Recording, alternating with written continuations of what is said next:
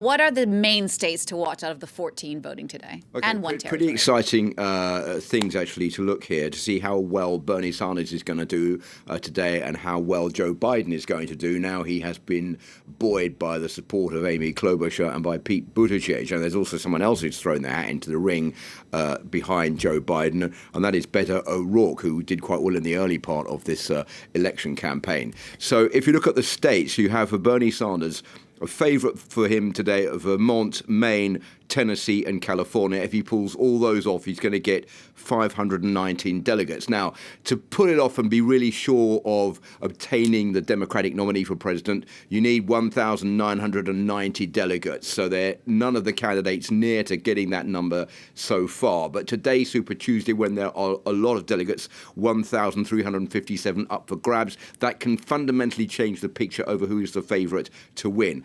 So those are the states that Bernie Sanders is likely to win in. He is also maybe likely could win in Texas, Massachusetts, Utah and Colorado, where he could pick up another 415 delegates. Okay, now Joe Biden. He's favourite in Alabama, pick up 52 delegates there. He may be a winner in Virginia, North Carolina. Remember how well he did in South Carolina the other day. That pulled his campaign out and off the life support system back into the running again. Also in Texas, and maybe they're facing off against Bernie Sanders or Minnesota, 512 delegates in all there to be picked up. Now, Michael Bloomberg, he's the big unknown force in this election.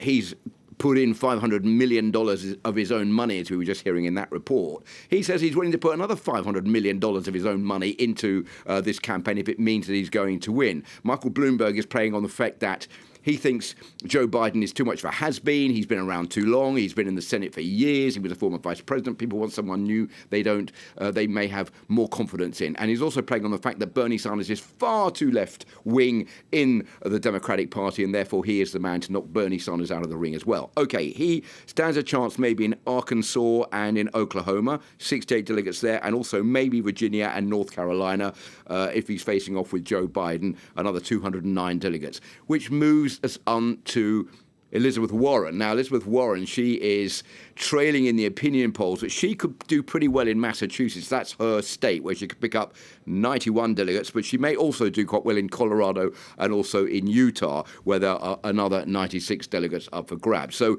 she's not out of the race yet. Will be very interesting to see how well Elizabeth Warren does after this Super Tuesday race is over.